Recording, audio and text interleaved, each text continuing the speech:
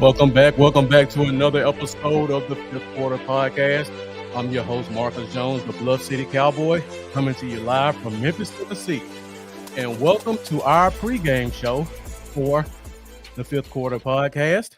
As I promised, I tried my best to get here by 11:15 a.m. to give you guys 35 to 40 minutes of all your last-minute Dallas Cowboys and NFL news and notes. Just to give you guys a little background about what it takes to get here.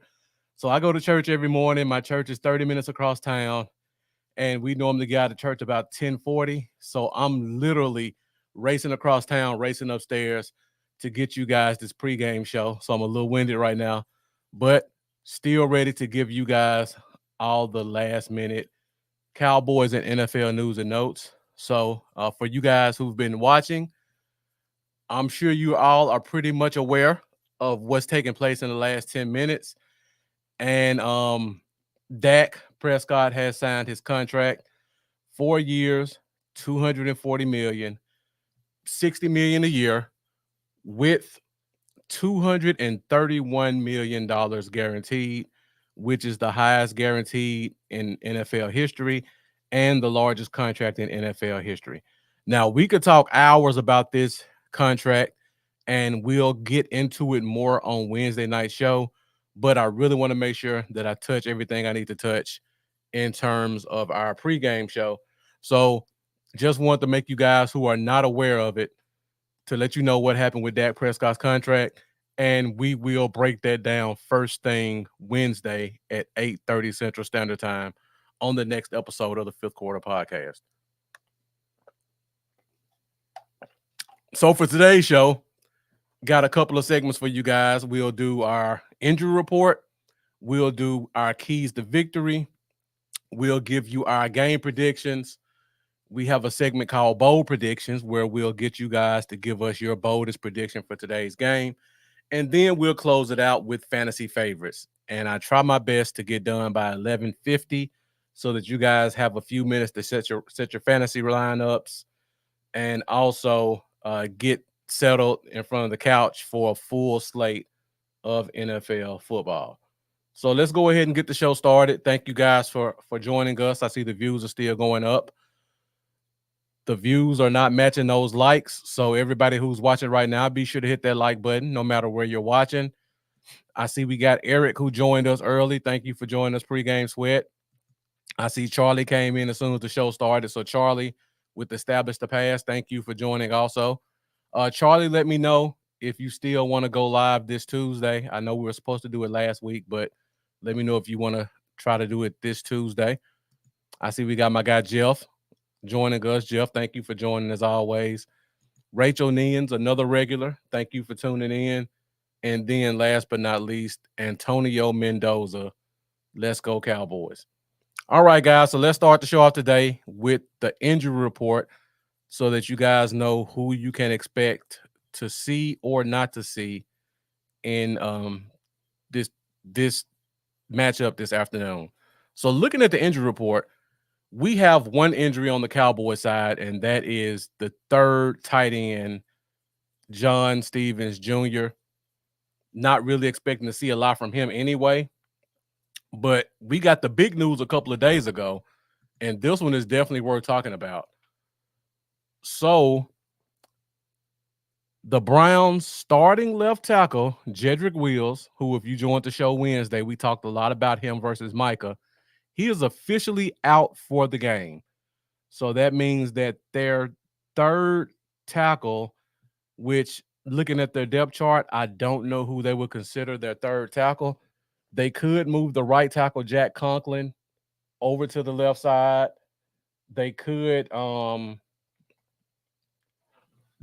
use the backup swing tackle as the starting left tackle. I don't know. But what I do know is Micah should have a lot of opportunities on that side of the offensive line. The backup tackle is a guy named James Hudson III. For you draft heads, he was a left tackle out of Cincinnati. I believe he was drafted in the third round. Looking at his career, I think he's a better guard than tackle. So that definitely does not bode well for the Browns. They also have DeJuan Jones, the huge left tackle from Ohio State a couple of years ago. He's a backup on the team as well. I think he's very talented. I don't think he's good enough to play left tackle. So Micah Parsons should have a lot of opportunities rushing from the left side of that offensive line. And I see people are going in the comments. Mendoza saying, I hope Dak Lamb didn't curse themselves by forcing the contract. The contract wasn't forced. This is how normal teams operate at a point where this contract would have been done 2 years ago. So I don't think that you can say necessarily that this contract was forced by the players. If anything, I would say the team in their mishandling of free agents and current players on the roster fumbled on when they gave the contract, because we all knew what the parameters of the contract are. If you guys follow Charlie on Establish the Past, I mean, he said this in March. It's going to be 60 million. You're going to get at or near highest guaranteed 4 years, 5 years, what have you. So the contract's been there. It's our front office who is causing these delays and fumbling the situation, not the players. Same thing with CD Lamb. We knew what Justin Jefferson signed for in June. Anybody who follows Cap and other teams knows you offer CD Lamb $1 million less than Justin Jefferson because that's kind of where he's slated in terms of talent and production. $1 million less, we move on with our lives. Everybody said it. Only the fans who listen to the media try to push narratives didn't believe it, and here we are today. And like Jeff said, Jerry just loves the headlines. Rachel Nien said they didn't force a contract. Definitely they didn't. G out the gate said you're going to the game today. So enjoy G out the gate. If you get a chance, join my Facebook group, Bluff City Cowboys, and if possible, go on there and post a couple of pictures of you on game day, just so we can hit the like button and see how much fun you had watching the Cowboys get their first victory of the season. All right, so again, injury report. The biggest news of the day in terms of injuries: Brown starting left tackle Jedrick Wills is out. So they're going to probably either do some line shuffling by moving the right tackle to left because he was the previous left tackle, or they're going to bring a guy off the bench who, in my opinion, neither one of them are athletic enough to not only play left tackle, but try to keep up with Micah Parsons. So that's definitely going to be something in our favor in terms of this week's matchup. Aaron Marshall, I don't even respond to silly comments. We could talk about that on Wednesday. Feel free to come back and we'll discuss it. I don't know how you can consider having some of the most wins in the past 3 years, over the past 7 years, best stats in the past 7 years as mediocre football play. But to each his own. All right, guys. So let's keep the show moving along. So we talked about the injury report. Next up, I'm going to give you guys a couple of our week 1 keys to victory that I think we need to touch in order to win this week's game. I don't have the nice, clean transitions like I have on Wednesday, so we'll just get right into it. So I try to give 3 keys to victory in every game, just things that you guys can pay attention to see if we touch base on all of these keys and if they lead to a victory. So number 1, playing at home in the dog pound. The crowd's going to be lively. First game of the year. The Cowboys have to set the tone early. And when I say that, I mean, we need to convert on third downs. We need to get points on the board. We need to put pressure on the offense. We cannot let the dog pound gain the momentum in the game. because I know a lot of fans don't watch the Cleveland Browns, but if you let those fans get going, they can be one of the loudest, most rowdy stadiums in the league. So we have to go out there first and we have to establish ourselves on offense, defense, and special teams. And key to victory number two, pretty much piggybacking off number one, we have to win the early downs. So I know a lot of people are upset about us having Zeke as a running back. One thing Zeke will do, he may not get 8 yards on 1st and 10, but he'll get 2 yards on 3rd and 2. So we have to make sure that we win those early downs. 3rd and shorts, we have to convert. If we get in the red zone, we need to convert. We need to keep the pressure on their defense because they have a very good secondary. We already know they have an elite pass rush. They have the defending defensive player of the year on the at right defensive end. So we have to win those early downs. We have to keep the chain moving. Wear out the defense. Make sure that we keep the defense off balance so that we can force the offense to have to keep up with us. And the last thing, we talked about this on the show on Wednesday.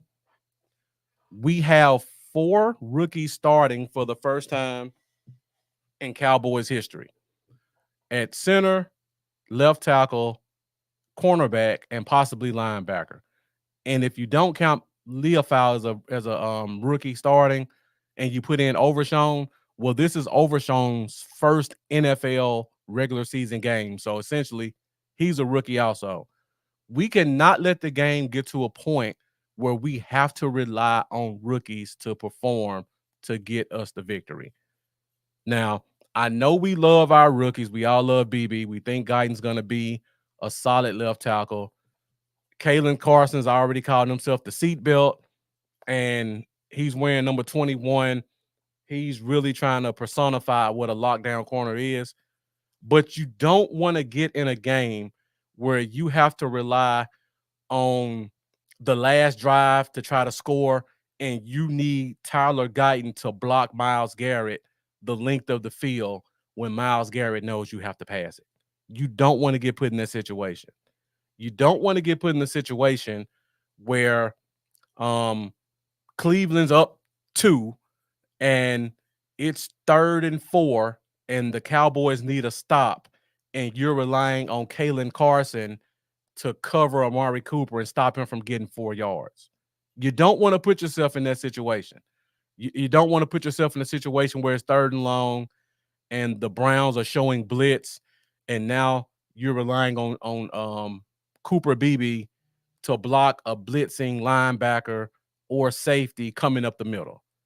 You don't want to put yourself in that situation because even though these guys have shown that they're talented, more times than not, rookies who have not been in that situation in a hostile environment in their very first game, they're not going to come through the way you expect.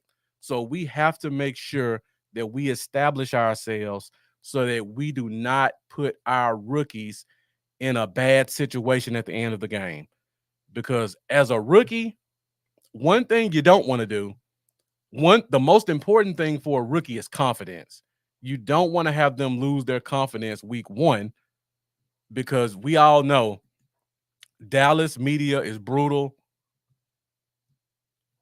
National media is brutal when it comes to Dallas, and Cowboys fans are brutal. So you don't want to get in a situation where you have a first round pick left tackle going against the defensive MVP. He gives up a sack to lose the game, and now the fan base is jumping down the throat when he should have never been put in that position in the first place. Or like I said, 3rd and 4, you got Amari Cooper out wide against Kalen Carson. He converts the first down, and now everybody's jumping down his throat like he should have made that play when you shouldn't have put him in that position in the first place. So we have to protect the rookies. We have to set the tone early, and we have to win on short yardage. Offense and defense on short yardage because they don't have Nick Chubb. Their left tackle's missing. we have to make sure we don't let them keep the chains moving. So those are my three biggest keys to victory in this week's game. Like Jeff said, they are a very dangerous team. They have a lot of talent all across the board.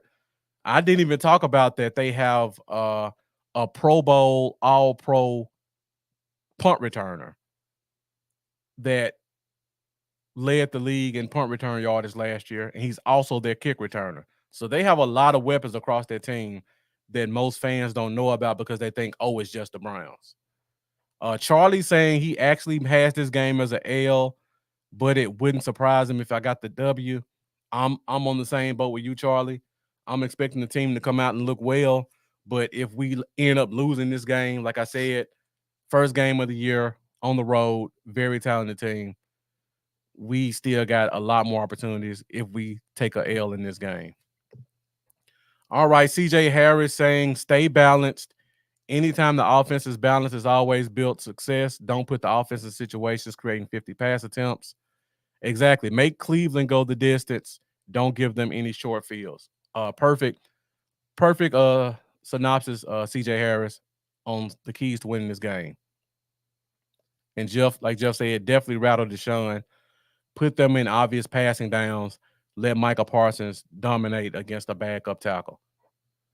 All right, so those are my keys to victory at 11:34. So I see the views are still up. So while I got you guys here, I want you guys to get a little interactive with me. So now I would like for you guys to give me your game recap. I mean, not your game recaps, your game predictions on what you think the score will be. And I know normally when Amanda's here, she's the one giving out prizes, but I will be giving out prizes this year for game predictions. So whoever gets the score the closest will receive a Dallas Cowboys lanyard. So I've already got my lanyards ordered. So whoever gets the closest game prediction will win a Dallas Cowboys lanyard. Let me know in the comments. I'm going to keep track of it. Now, let me preface it with this because I already see I have to. These are the fifth quarter giveaway rules. Number one, you don't have to contact Amanda for this one, but you can contact me or Amanda. It's fine. Number two, you must be a Cowboys fan to win. I don't want to see an outsider with Cowboys paraphernalia that they got from us, and they're doing something stupid like burning it or something like that. You also have to follow DC4L Facebook, YouTube channels, and follow Bluff City Cowboys YouTube. All right, so put those game predictions in the comments. I will keep track of them, and we will follow up on Wednesday's show to let you know who the winner is. So I see Michael Gates is joining us. I know he's not a Cowboys fan, but I know him. So, Mike, if you win, I may give you a lanyard. We'll see. Pre-game sweat, 31-12, Dallas. And going back, Mike, I'm surprised you got the Cowboys winning. That's interesting. All right, BG Bone Lockster, 31-17 Cowboys. Craig James Stacy, 24-21 in a close game. Jeff having it 24-14. Alfonso Ariano, 30-27, another close game. All right, I appreciate that if you do win. You just want bragging rights, I understand. All right, Jack Fundin, 28-24. Mike Gates saying, I don't trust Deshaun Watson. So I can definitely understand that. We're all hoping that he doesn't come through. So a lot of these are the margins are a lot wider than I expected. There's only a couple of them that I think are close. So for me personally, I'm leaning closer to Jack Fundin. I think if the Cowboys do win, it'll be 28-24. That's pretty close. Let me see. Does anybody have 31-27? I think it may be more closer to 30-27, 30-26. I see a 4-point victory, but I'm leaning kind of 30-26. Thanks, Jack. I try my best to get people's last names right. More times than not, I normally butcher them, but I appreciate the support. All right, we got Ray Keith Perry, 28-24. So I'm kind of with that 4-point victory, 28-24, 30-26, somewhere in that range. I think we're definitely going to kick a field goal or two, but I think it's going to come to a point where they're going to need a touchdown to win and they won't be able to get it. Craig James Stacy saying Dak could play great today, but I think he's going to be too busy talking to the bank. He'll have plenty of time to do that on tomorrow, Craig James. I'm sure you guys know, win or lose, there's going to be a big press conference tomorrow, and they're going to have an opportunity to talk about the contract and things of that nature. Personally, I don't think this phases Dak much. This is between Jerry Jones and his manager.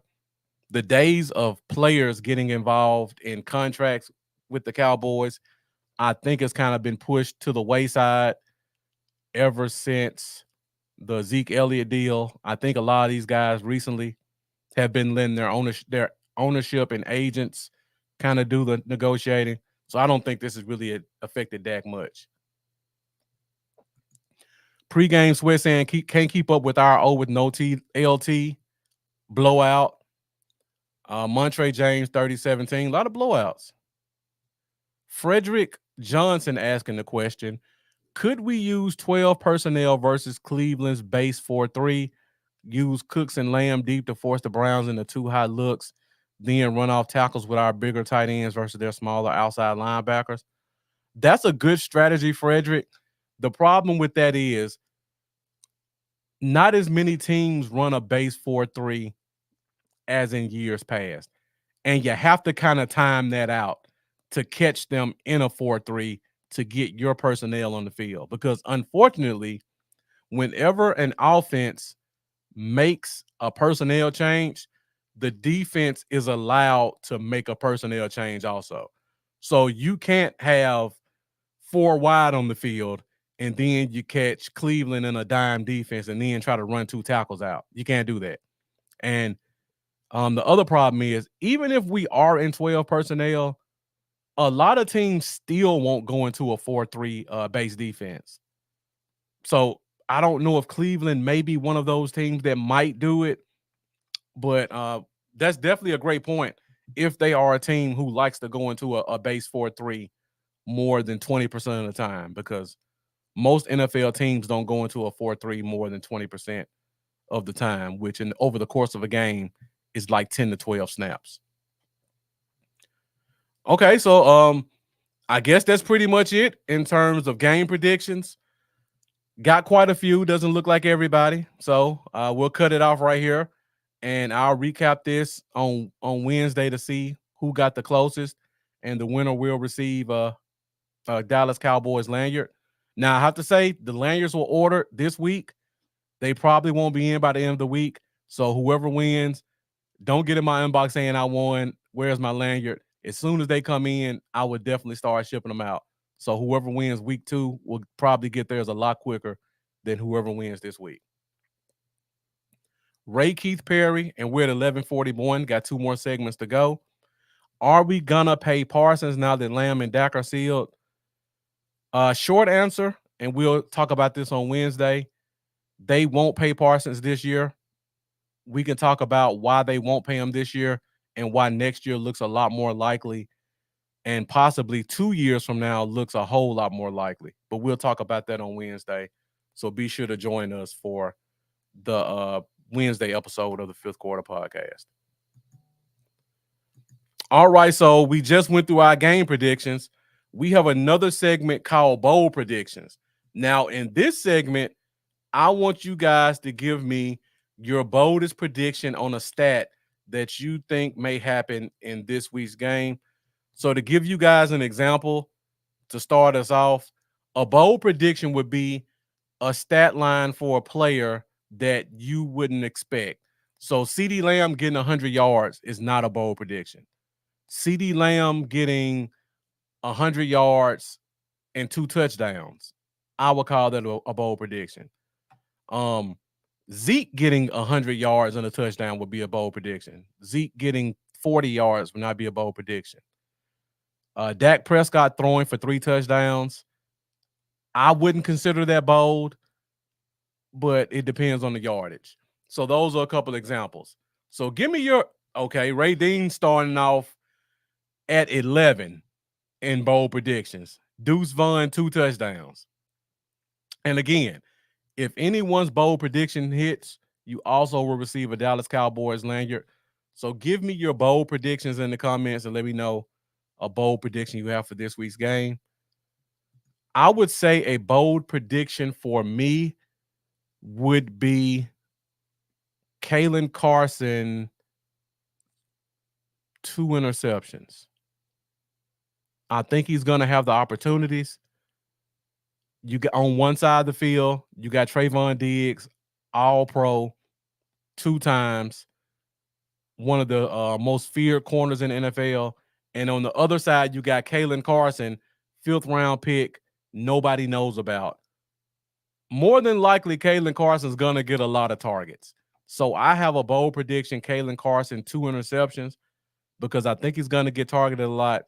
And I feel like 2 interceptions is a bold prediction. So let me know in the comments, guys, what are some of your bold predictions for this week's game? Craig James Stacy saying Micah Parsons 3 sacks. Definitely a bold prediction. Even though he's playing against a backup left tackle, getting 3 sacks in one game is definitely a major accomplishment. All right, we're at 11:44, guys. So I'm going to keep the bold predictions open for one more minute, and then we're going to go to our last segment. Ryan at DC Diner saying Cowboys get 4 takeaways today. Definitely a bold prediction.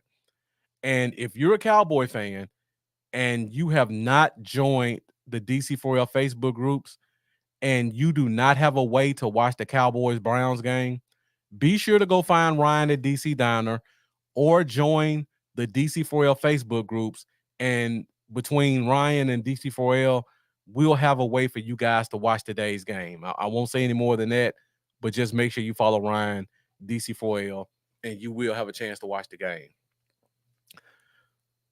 BG Bone Lockster, Dak 400 yards and 3 touchdowns. 400 yards with 3 touchdowns, BJ Bone is definitely a bold prediction. Raphael Govan, longtime Cowboy fan, longtime friend, thank you for joining. Cowboys rush for 220 yards. Another bold prediction, considering how down the fan base has been on our running backs. Victor Montez, Dak Prescott, 3 touchdowns. You got to give me yardage, Victor, to get a bold prediction on that one. You got to give me yardage as well. Ray Dean, 400 yards passing. So Ray Dean and Victor have pretty much combined what BJ Bone said. So I can't give you credit for those guys because BJ Bone already used both of them in his bold prediction. Defense, 5 sacks, 1 pick. Week 1, new game. I'll give you bold prediction for that one, Johnny Dan. Ray Dean, Parsons, 3 sacks. That one's already been used, I believe, Ray Dean.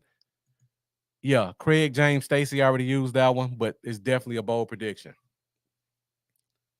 Okay, guys, we're at 11:46. I want to get you guys out of here by 11:50.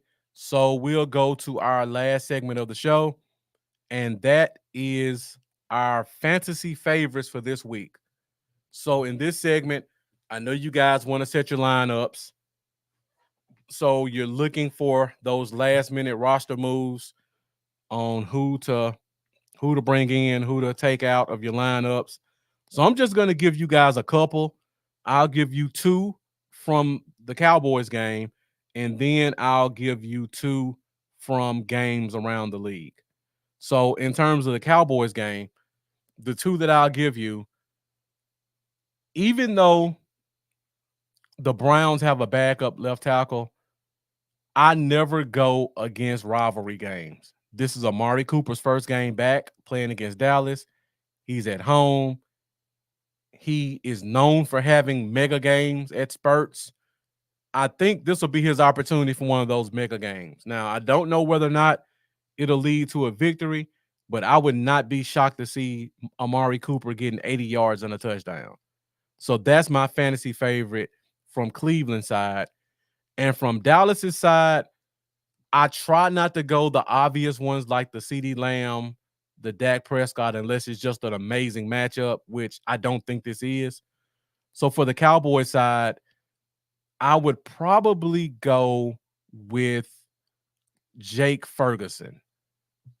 Cleveland's, even though Cleveland has good linebacker and safety play, they're usually not very good against the tight ends. And I think that's because they like to do a lot of blitzing with their safeties and their linebackers. So if you time it up right, the tight ends can get open. So I would look for Jake Ferguson to have 4 to 5 catches, 60 yards. That's good for 10 points, which for a tight end, unless you're Isaiah Likely, that's a very good game. So Amari Cooper, Jake Ferguson, two guys to watch in today's matchup. So around the league, Jason Layton, good point. I think Dowdle could be a solid bet. I just have to see it because I don't know if they're giving Zeke the title of number one running back in title only or production. So if Zeke's just the number one back in title and they treat him like they treated Derrick Henry on Thursday, 8 or 9 carries, you get in the red zone. Okay, I can see Dowdle being productive. But if they try to give Zeke Elliott 15 carries, that's going to affect Dowdle quite a bit. So I just got to see that one, but it's definitely on my radar. So I appreciate you bringing that one up. Okay, around the league, fantasy favorites. I really like, and this one's kind of out there. I really like Josh Palmer against the Chargers. If you're a Bengals fan and you're dealing with T Higgins and Jamar Chase not playing and you need another wide receiver, I like Josh Palmer. He's the number one guy. He's the only one on the roster with the rapport with the quarterback. And the games between the Raiders and the Chargers are usually pretty competitive. So I think they're going to have to pass the ball, and I would look for Josh Palmer to be on the receiving end of a few catches. And Jeff actually, I didn't talk to you about this, but this one's definitely on my radar also. Jared Goff in a revenge game. Now you got 2 revenge games in this one. Jared Goff playing against the Rams, Matt Stafford playing against the Lions. I don't know what the Rams defense is going to look like this year. They don't have Aaron Donald. One of their cornerbacks just went on IR. So there's going to be some opportunities out there for those wide receivers to get open.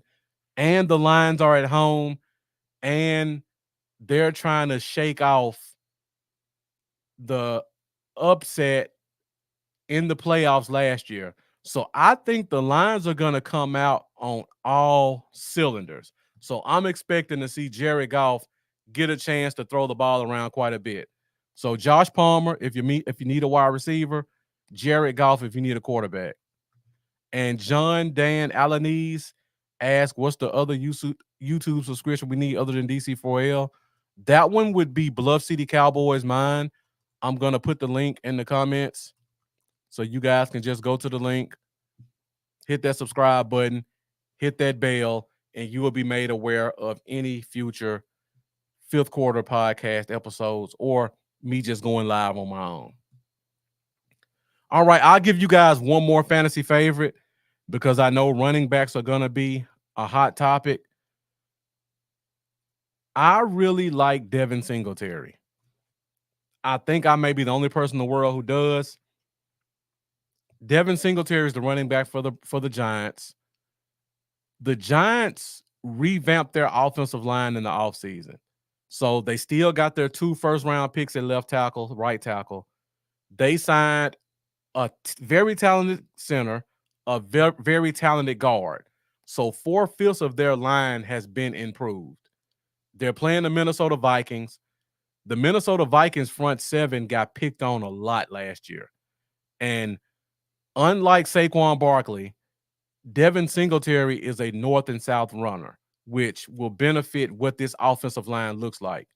Last thing, Brian Daboll, the head coach, has announced that he will be the play caller. So when you got a play caller who's the head coach, more likely than not, their philosophy is going to be run the ball, play good defense. That's why you see them draft. That's why you see them sign two offensive linemen, draft another, use draft picks to trade for a high-priced defensive end. They're playing the trenches game right now, and they're going to let Devin Singletary be a part of how they win games. So I would expect, unless Sam Darnold just comes out there and looks like Dante Culpepper and just slings it around the field for the Vikings, I expect Devin Singletary to get a lot of carries today.